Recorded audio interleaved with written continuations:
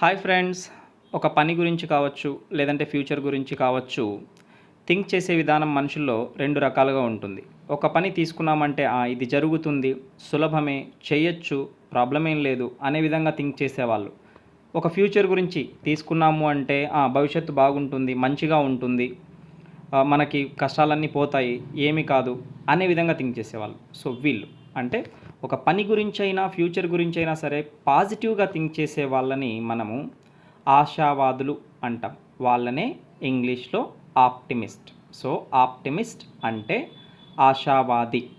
అలాగే మనుషుల్లో ఇంకో రకం కూడా ఉంటారు, నిరాశావాది అని. మరి నిరాశావాదిని ఏమంటారో తెలిస్తే కామెంట్స్ సెక్షన్లో తెలియజేయండి.